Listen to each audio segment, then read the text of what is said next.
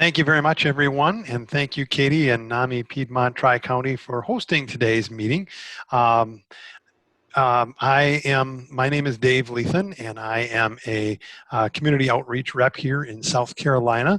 Have been here for in the Medicaid field for a number of years, and like to help people out. And so that's one of the reasons why we're doing this. And let's pass it over to Wendy for her to introduce herself. Good morning, y'all. Thank you so much for welcoming me. My name is Wendy. I am the manager who has the opportunity to work with the clinicians for Healthy Blue. So I get to work with the case management team and the utilization management team and provide support for members and providers that are working with Healthy Blue. I'm happy to be here. Thank you very much, Wendy. Now what I'm going to do is share my screen with you and try to get this up here. And once we do that, there we go. Can everybody see that, I hope? We're going to talk a little bit about Healthy Blue, first of all, to start off with. I don't know if many folks have heard of Healthy Blue or not, but we are one of the options in South Carolina once you are qualified for Medicaid, where you can choose. And we have a number of providers. We're part of the Blue Cross Blue Shield family, and we have a number of other benefits that we'll be going through as well. And we really like to be out in the community doing a number of things in addition to that. So to help people out and to get the word out about Medicaid and such. So, but let's talk a little bit first about Medicaid. In order to get Medicaid in South Carolina, you need to be deemed qualified or deemed eligible by the state. So you need to go and contact the state at either online, you can do that. You can also go to the DS office, or you can go and call them. But most people that are eligible for Medicaid in South Carolina are either folks that are low income, they could be pregnant, they're blind, disabled, or under the age of 19, or a parent or a caretaker living with a child that is under the age of 19. So as you can see, these are some of the requirements there in the middle. Underneath the large family picture there, you can see those requirements that I just talked about. As I mentioned, you can go and call in to find out if you're eligible for Medicaid. You can go and to the DSS office, or you can go online, and it doesn't happen right away. The state is going to ask questions about your income, your assets, your bills, those kinds of things, and from there they're going to go and make sure that that's actually the case as to what you're bringing in or what your assets are, and then from there they're going to determine it. And usually takes a good week or maybe a little bit longer than that for them to determine that. And then once they determine that you are eligible for Medicaid here in South Carolina, they will send you a packet in the mail, and it will say, now it's time to select a health plan. And there are, like I said, there are 5 health plans that are out there. And Healthy Blue is one of the options. Some of the things that we offer obviously, or all of the plans offer doctors and hospitals and clinics that you can go to, and physicians. But in addition to that, Healthy Blue offers a number of other things. Some of the things that we offer include no copays for urgent care or preventative care visits. A free cell phone is something else that you can get. You can get low cost or no cost prescription medicines, and many, many more. For behavioral health, you can get rehabilitative services and behavioral health services. If you have need drugs, you can also get those to treat behavioral issues. Many behavioral health spectrums to choose from. Peer support cases and case management as well are just some of the things that you can do. We also have a website. That website is healthybluesc.com, where you can find doctors and a number of other things as well. Going to the next slide, here's the folks that are eligible.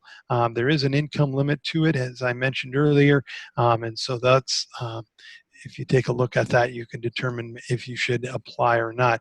One of the things, no matter which plan you select, if it's Healthy Blue or one of the others, every year you are going to have to renew, or what they call the redetermination process. And so it's really important that if you move, no matter where you move to in South Carolina that you update your records with the state as well as your phone number if that changes. Because if you don't, the state is going to send the packet when it comes time to renewal 1 year later. They're going to send that packet to the old address. It does not get forwarded on, and so they're going to think that, well, you didn't send it back and you're not going to need it. You don't need help anymore. So it's really important that you keep your address updated. Right now, because of the COVID-19 pandemic that's out there, they are not sending out renewal letters, but they are going to at the end, it's my understanding, at the end of 2020, and that's when everything will come due. So it's really important that you keep that updated so that you don't have to crunch at the end of the year. So once again, you can go and go to scchoices.com to update your information or to apply for healthy or for Medicaid. You can also go to the local Medicaid office as well. As I mentioned, Healthy Blue offers, in addition to doctor and hospital visits, we have a number of other things that we offer. For instance, if you're pregnant, you can get a free car seat, provided you're going to all of your health checkups prior to that, the delivery of the baby. That's in order to get a free car seat. Once the baby is born, you can go and get free diapers if you take your child to their well checkups. You can also get some free books from us, or a gift coupon to get books, our Books for Babies program.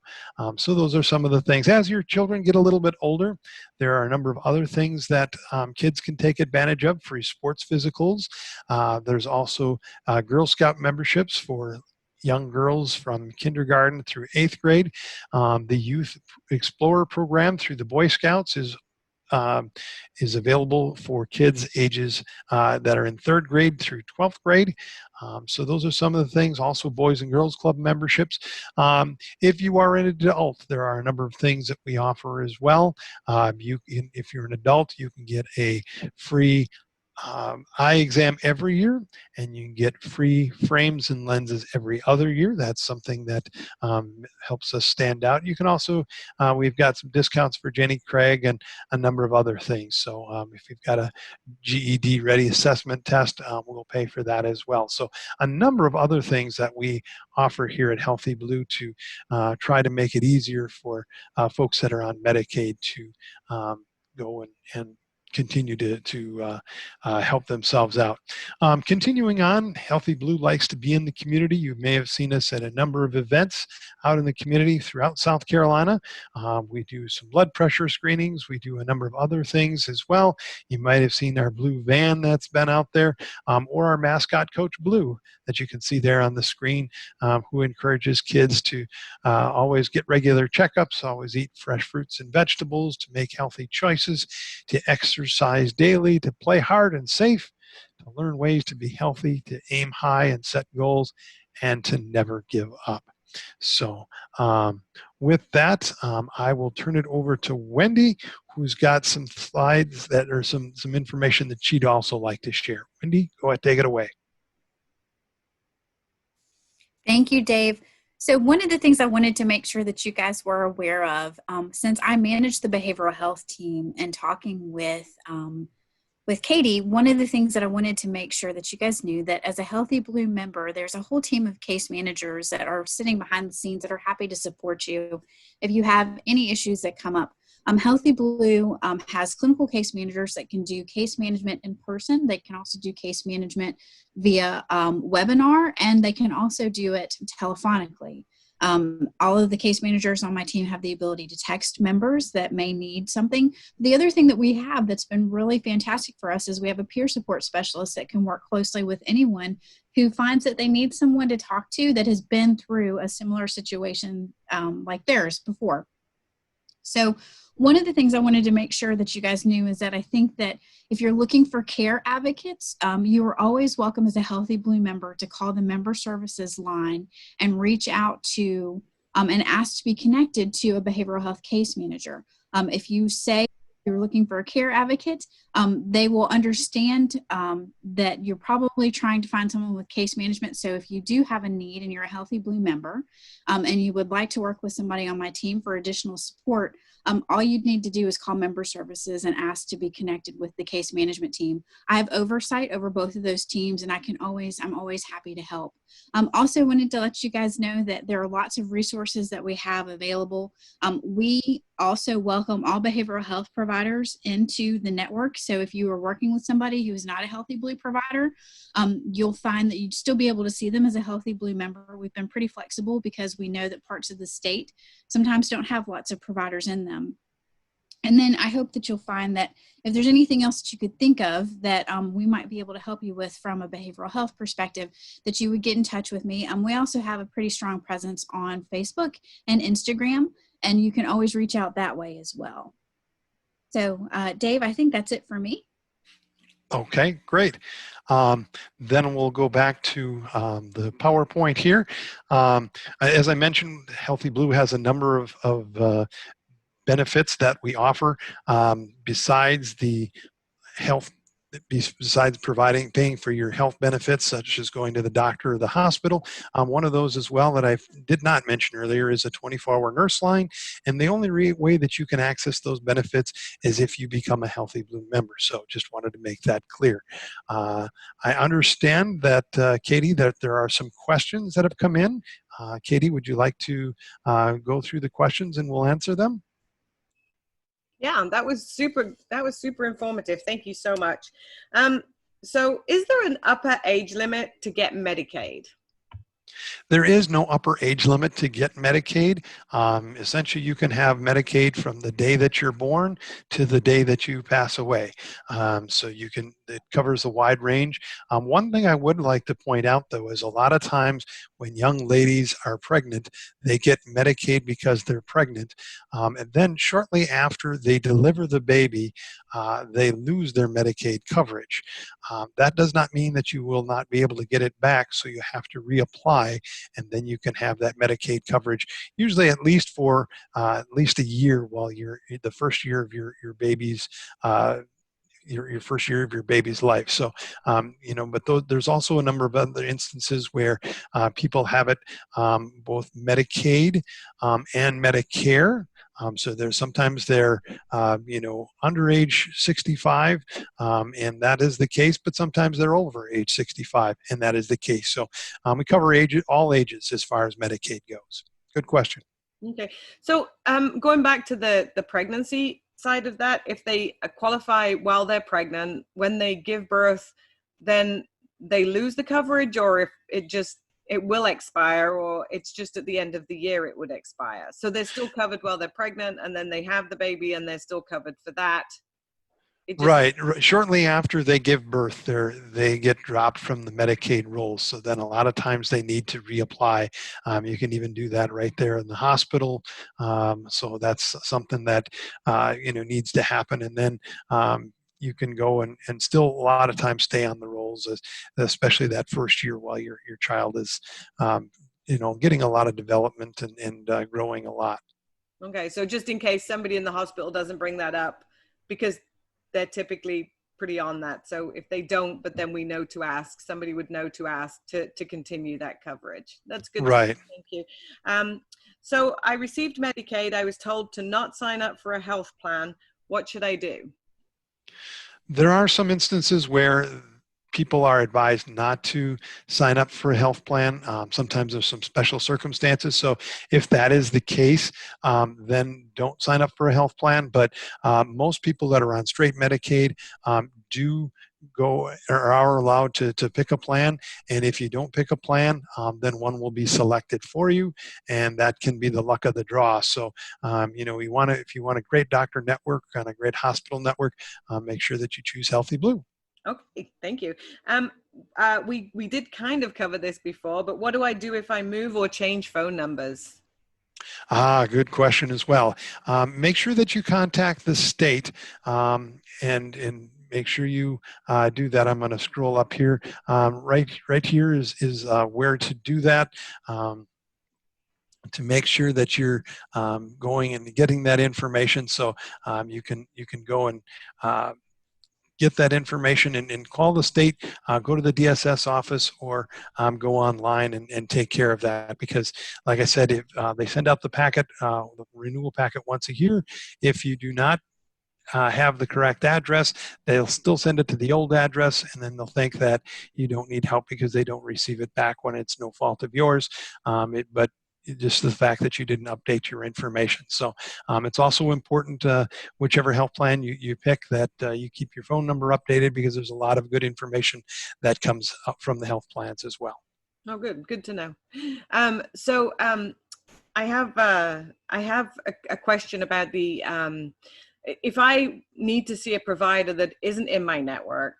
So if I live in a piece of the state, in a part of the state that doesn't offer the behavioral health type interventions that I need, say something like ABA therapy for autism, how would I go about using my coverage to get that ABA therapist covered?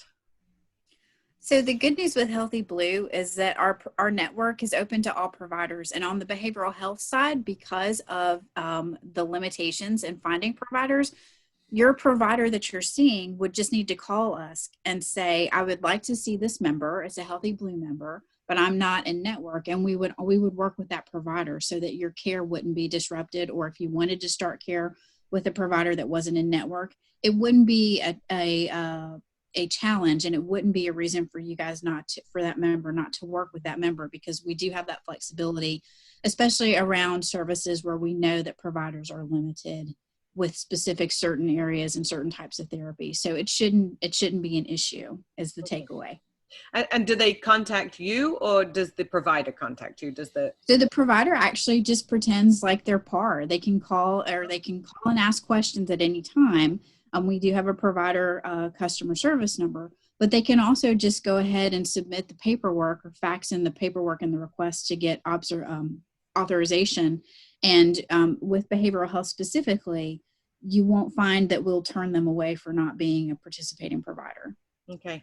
Now, we also know that some Medicaid plans cover respite care. Is that something that Healthy Blue would cover?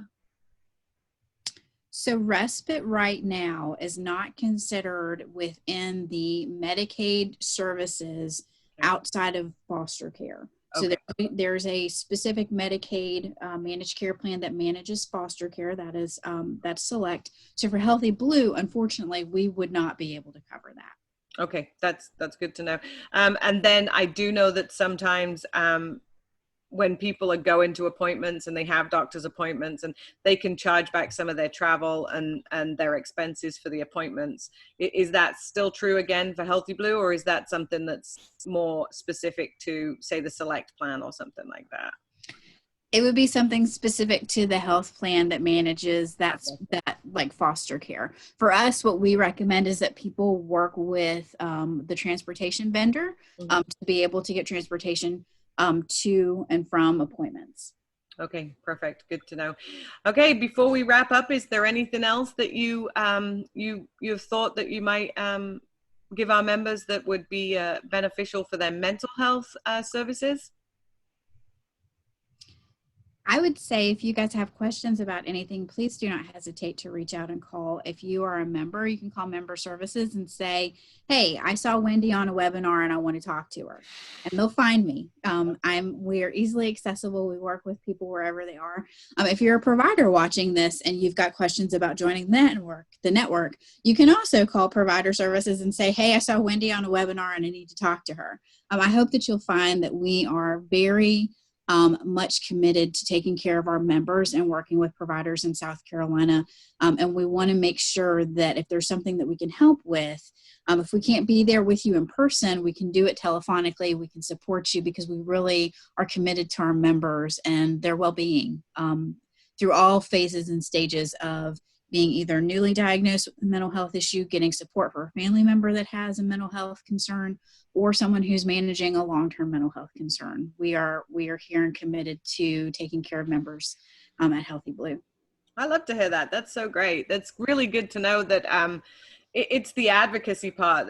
None of us really, I mean, we can read our health plans and we can look through what we're covered for, but understanding those benefits and what we can really access is often better done with a person live on the phone that can help us out. So we appreciate that.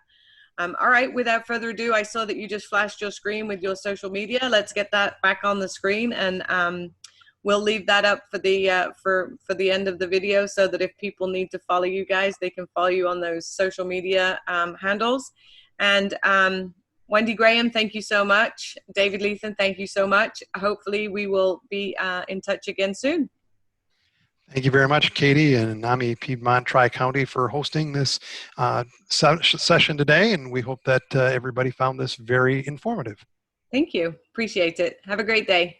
Thank you. Bye-bye. Bye-bye.